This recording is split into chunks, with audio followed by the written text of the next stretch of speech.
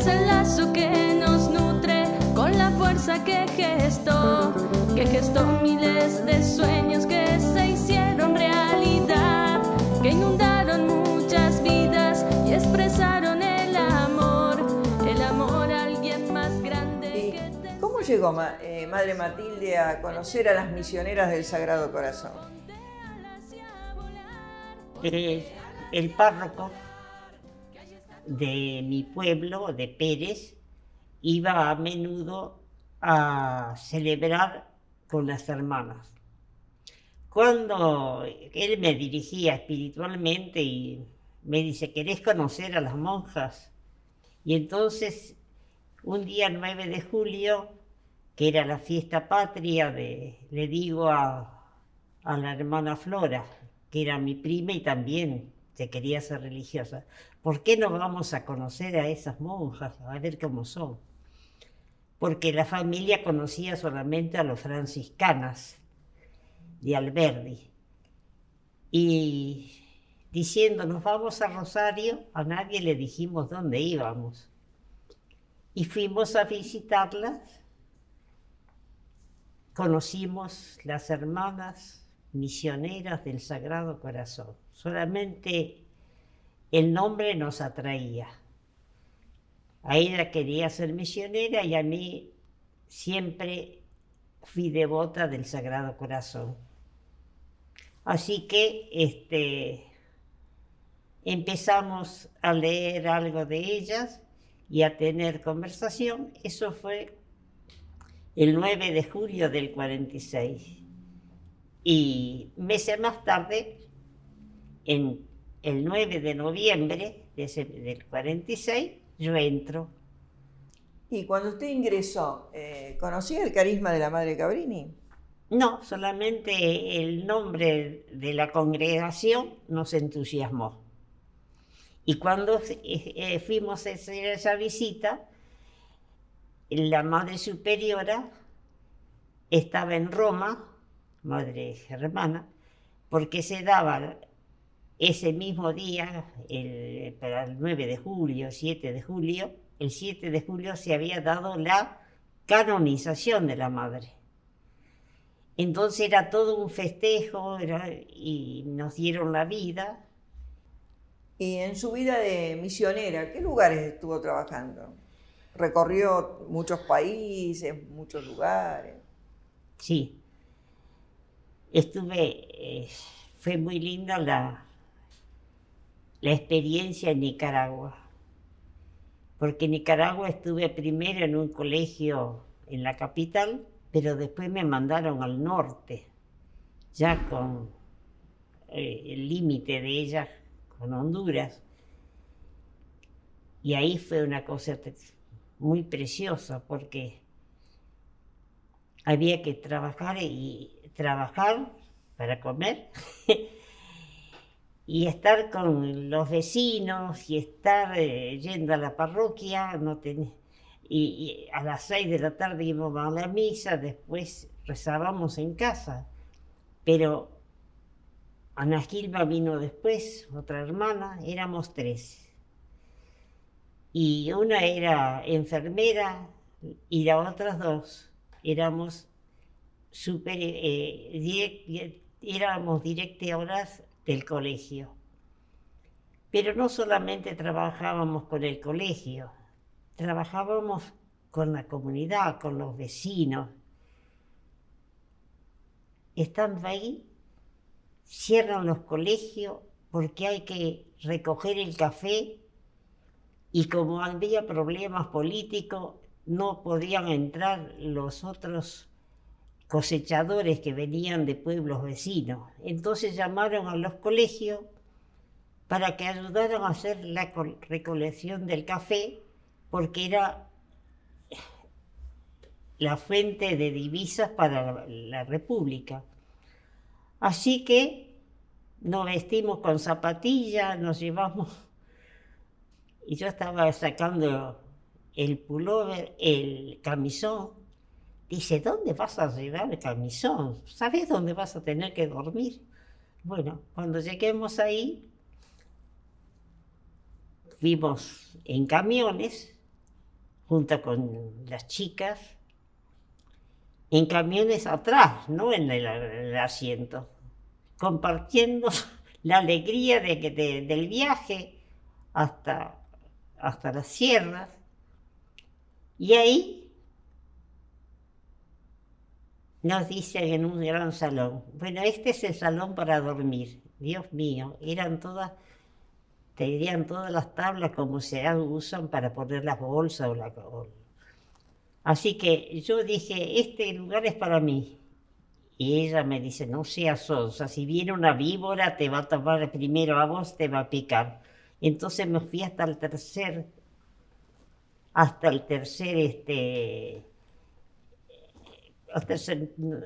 donde estaban los establos, sobre la madera, y la ropa que había llevado, el camisón, lo puse como almohada, y ahí dormíamos, trepándonos por los estantes que había. Y era un salón grande.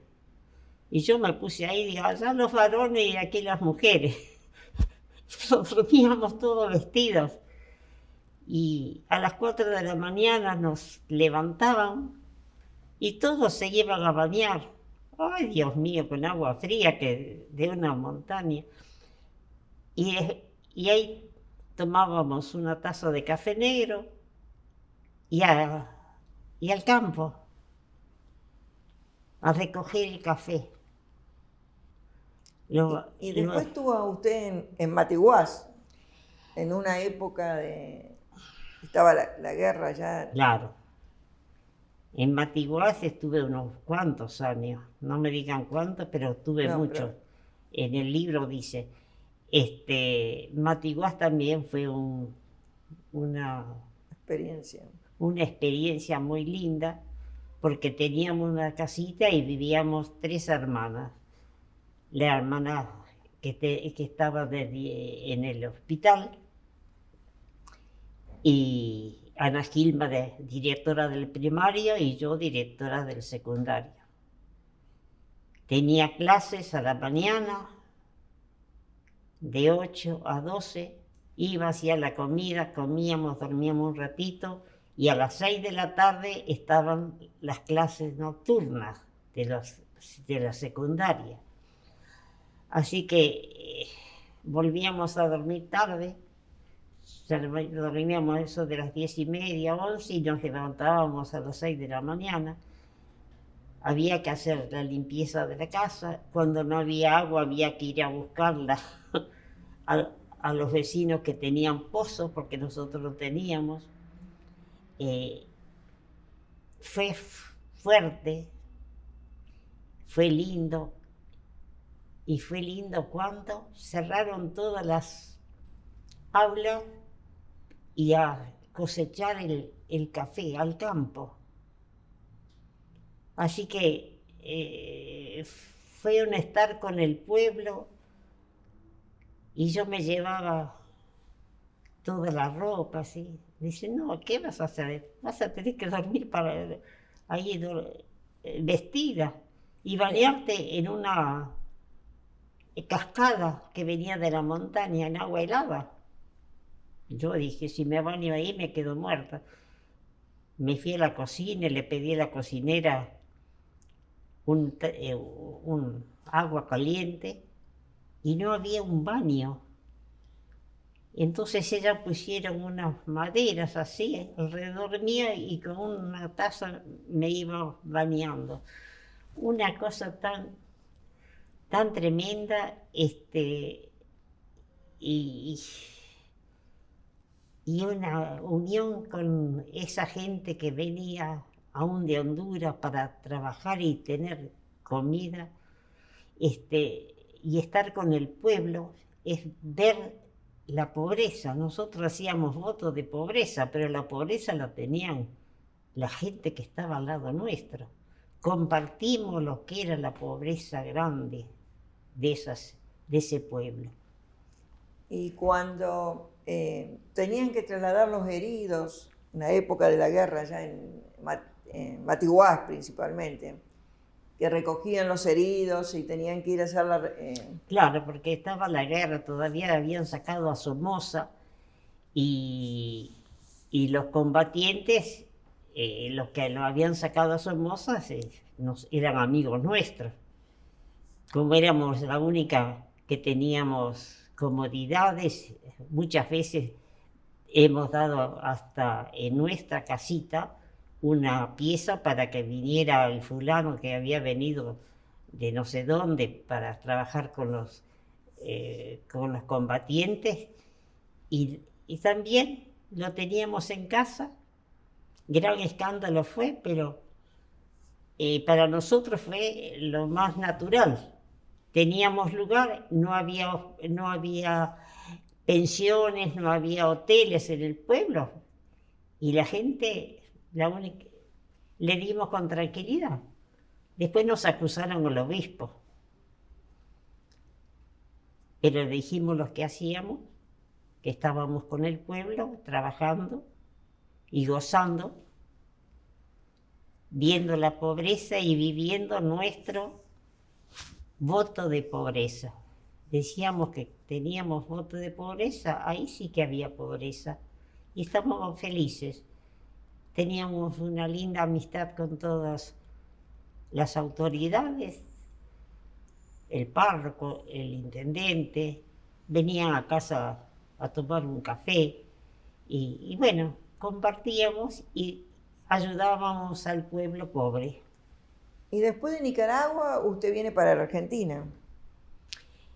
Claro, No, va después para de Italia. Nicaragua No va a yo Italia. pido a la comunidad que necesitaba un año de reposo y de pensamiento. ¿Querés ir a Norteamérica? Maipiú, le dije yo. ¿Cómo voy a ir a Norteamérica, que son los que le han hecho la guerra a Nicaragua? No, a Nicaragua. ¿Y dónde querés? ¿Y Argentina? No, no voy a descansar en Argentina. Me voy a Italia. ¿A Italia dónde? Con las hermanas ancianas. Y me fui al norte con las hermanas ancianas. Me dicen, ¿vos? Sí, ahí fui feliz. Un año estuve. ¿Y cuál era mi trabajo? Levantarme y me iba al campo, porque estaba en una montaña.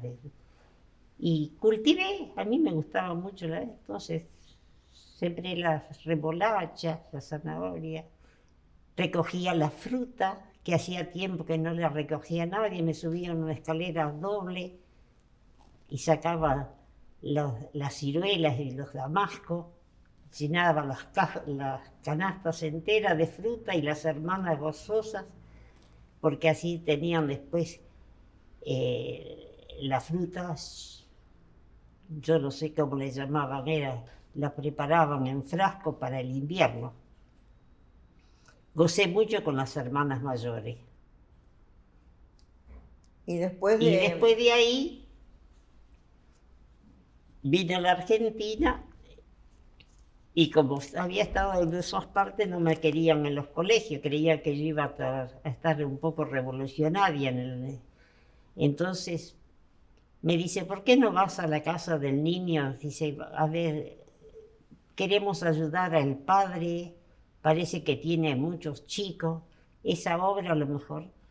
Andate y ves cómo es esa obra. Digo, andate y ver, no, me voy a quedar un día o dos para ver cómo están. ¿Y dónde quedaba la casa del niño? Me quedé 20 años. ¿Dónde quedaba la casa del niño, madre? La casa del niño quedaba en Unquillo, a 40 minutos de la capital de Córdoba. ¿Y quién era el sacerdote? Cuando yo entré, el padre tenía en ese predio bastante grande casitas con unas mamás y había 104 niños, chicos, jóvenes, lisiados, enfermos, estudiantes y yo me moví ahí 20 años. ¿Y cómo se llamaba el padre que dirigía la obra? El padre Héctor Aguilera. El padre Héctor Aguilera se va para cuando es el año de San Pablo, se va en el viaje y quedamos nosotros a la cabeza. Digo nosotros porque estaba un muchacho, Francisco Ferreira, que hacía los trámites, que me acompañaba en los vehículos porque él manejaba. Y yo al frente reunía a las mamás de cada casita todas las semanas y trabajamos muy lindo, porque había que apoyar a los chicos para la educación, para la limpieza, para la contención. Era una casa muy abierta y solamente pensar en los días de Navidad. Las Navidades ahí el niño Jesús siempre era un chiquito de alguna de las mamás jóvenes. Y era una alegría, porque se vivía en pobreza, pero con una alegría de amor grande. 20 años estuve ahí. ¿Y cuando usted ingresó, el carisma de la Madre Cabrini lo conocía o no? No. Yo empecé a Conocer. A conocer. Yo iba a misa todos los días y el padre... No, a conocer el carisma, yo pregunto. El carisma de la Madre Cabrini. La congregación sí. El carisma de la Madre Cabrini. ¿Cómo lo vive en su vida hoy? Bueno. Amando.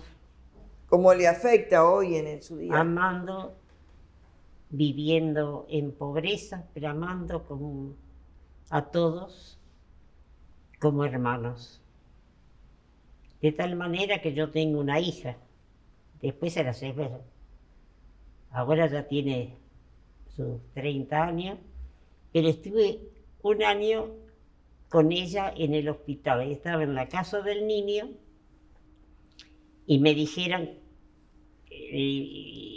yo vi a la chiquita que estaba casi de un año y le dije a la mamá, llévala al médico, esta niña está mal.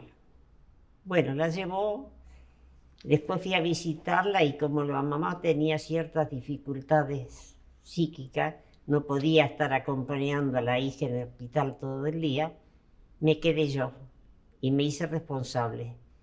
Un año entero en el hospital. Y bueno, es mi hija. La mamá murió y ella no tiene un solo pariente. Ella me llama mamá y yo la llamo hija. ¿Y cuál es la experiencia más profunda que le ha cambiado la vida como hermana? ¿Qué es lo que más le impactó en su corazón en esta vida? El carisma me hizo amar a todas las personas. Amar a todas las personas sin mirar si eran ricas o pobres, si eran estudiantes. Y ser compañera y mirar la realidad que me rodeaba y hacer el bien a quien podía. El carisma me llevaba a amar a las personas. Y bueno, siempre estuve rodeada y aún ahora estoy rodeada de personas con las cuales hemos tenido momentos difíciles que pasar en comunión. Y la vida es así, acompañar al vecino, acompañar al que sufre, acompañar al que quiere ser más. ¿Y cómo Las dos fuerzas la primera fue el contacto allá en Villa Mercedes a un chico que estaba lisiado y estaba tendido abajo de un árbol, tendido en un catre, no caminaba. Cuando caminaba tenía que usar las manos porque tenía las dos piernas imposibilitadas. Y yo lo vi así, de ese estado de tanta miseria. La madre era bastante ruda. Hasta le hacía lavar los platos y él se iba con las manos y de rodillas de un lado a otro porque no caminaba. Y yo lo traje a Buenos Aires, dando vuelta por un hospital, por un sanatorio. Nadie lo quería cuidar. Le miraba los pies. Al final fui a la provincia con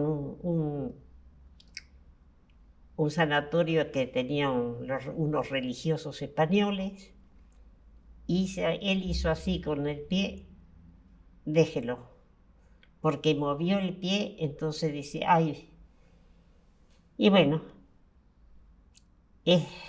me llevó mucho tiempo, estuvo viviendo en la comunidad, las hermanas aceptaron el compromiso que yo había tomado espiritualmente con ese muchacho de mantenerlo, porque la madre se quedó allá en San Luis, en la provincia. Y de sanatorio en sanatorio llegó a caminar, porque las hermanas de Norteamérica que tenían hospitales pudieron conseguir todos los hierros que necesitaba para poder tener la columna bien. El médico quedó tan contento que de ahí él empezó a estudiar y entró a ser miembro del Congreso Nacional. Tuvo no como diputado, sino como trabajador. Trabajó en el Congreso y se jubiló. Está ahora en las sierras de Córdoba y me dijo, Matilde, me fui a las sierras, abro la ventana y veo las montañas. Dejé Buenos Aires, demasiadas casas. Ahora estoy con la naturaleza y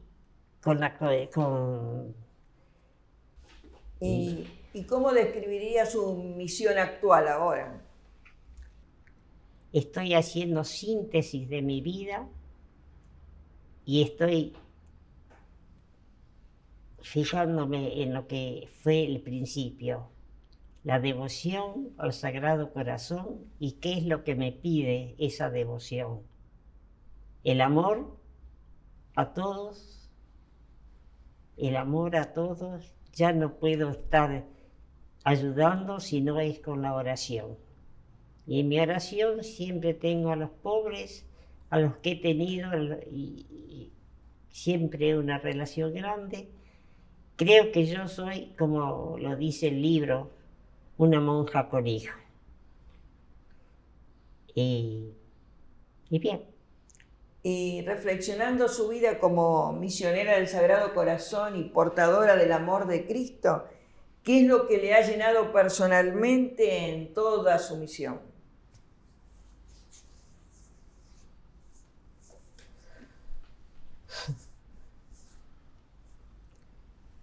El amor a Dios es el amor a los hermanos. Siempre lo he vivido así.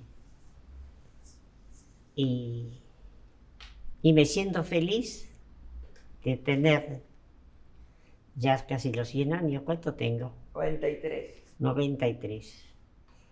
Y entré, cuando empecé a tener idea de qué ser, me entusiasmé por la devoción al Sagrado Corazón y todavía la tengo. Y si viniera alguna joven o jóvenes que quieren ingresar a las misioneras del Sagrado Corazón, ¿qué le diría a usted con su experiencia, con su vida, a cada una de ellas? Ama el corazón de Jesús y después haz lo que quieras. ¿A quién le diría eso?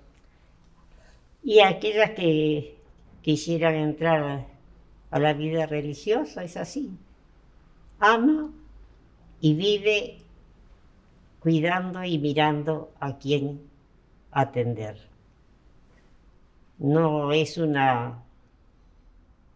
mi vida religiosa, no la entiendo solamente relación de Dios conmigo misma, sino relación con Dios y con aquellos que me rodean. Vivir la caridad, y también vivir la pobreza. Los 20 años que estuve en la casa del niño viví la pobreza, pero viví la fraternidad. allí era madre de 20 chicos que cuidaba varones. Después me hicieron, cuando muere el padre, fui la que estaba al frente de todos. Y era cuidar y amar a todos los chicos en sus necesidades, ayudarlos, ayudarlos en la matemática que no salía, entonces yo maestra le hacía, y todo. Aprendí a cocinar y aún a curar a los que estaban con alguna deficiencia. Pero los sana todo el ver a las personas y amarlas y ayudarlas de lo que necesiten. ¿Y cuáles son para usted las mayores fortalezas del instituto? El instituto tiene que nos da líneas para vivir y principalmente las líneas son las reglas, pero las reglas vividas con amor, la caridad y ver a las hermanas como hermanas, Siempre las tuve como hermanas muy queridas, todas las que... Y atendí muchas veces a hermanas en el momento de la muerte. Para mí fue siempre muy, muy fuerte atender a las personas que estaban en cama o que estaban para morir y acompañarlas hasta el momento de la muerte para que supieran que la vida sigue, que no termina aquí. ¿Y considera entonces que una de las fortalezas del instituto es el amor y la caridad? Lógico. ¿Y hay alguna carencia del instituto que se tendría que tratar de...? ¿Cómo me voy a decir carencia cuando el instituto me aceptó que yo tuviera una hija? Aunque recuerdo que cuando Belén estaba en el hospital, yo estuve un año entero cuidándola, y al mediodía iba con el plato a buscar comida, porque dinero no tenía para estar ahí viajando. Y en el hospital de niños le daban la comida a las mamás que estaban cuidando. Y yo estaba haciendo fila atrás, y una señora me mira y me dice: hermana, acá no es para venir a comer, acá vienen solamente las que son mamás y que tienen chicos. Y digo, yo también tengo una hija que está... ¡Qué escándalo! No puedo creer, una monja con hijo. ¿Cómo es eso? Y se puso a gritar de que yo era un escándalo porque tenía una hija. Y la dejé que gritara el escándalo. Y todo el tiempo después me han aceptado que soy una monja con hija. Belén siempre está a mi lado, ya la van a ver. Entonces considera que el instituto en este momento no tiene carencias, o no hay carencias donde tendríamos que reflotar o fortalecer en cuanto a instituto, en cuanto a espiritualidad. El instituto siempre nos formó en la devoción del Sagrado Corazón y en darnos, en atender donde hay necesidad. Así, cuando el terremoto de allá de Nicaragua, que las hermanas salieron corriendo con el auto por aquí y por allá, atendiendo a todos. Y yo lo mismo, cuando había que ir, estando en Nicaragua, dice, se cierran los colegios, tienen que ir todos los chicos grandes, los mayores, los de secundaria, el de sexto grado, van a ayudar a sacar lo que es la riqueza del pueblo, a ir a juntar el café. Yo me estaba poniendo el camisón y me dice una hermana: Matilde, ¿qué te parece? ¿A dónde vas a ir? Vas al campo, no vas a tener una cama para dormir y ponerte camisón. Ahí vi lo que era levantarse a las 4 de la mañana, ir a bañarse. Yo no me bañaba con agua fría ni loca hasta la tarde, pero la gente se lavaba con agua fría y tomaban el café y una galleta y a recoger el café. Entonces podríamos cerrar esta entrevista con que su vida fue una vida de entrega, de servicio, de disponibilidad a los más pobres, a los desamparados, a los necesitados, a los enfermos, desposeídos. Esa fue la trayectoria de sus 76 años en la vida religiosa. De Humberto ya contó. La vida a Humberto, todo lo que le dio a Humberto, lo que le dio a Belén, sería aquello que marcó su vida misionera dentro del instituto en sus 76 años. Sí. Ayudar al que lo necesite. Pero, le agradecemos, Madre Matilde, por su disponibilidad.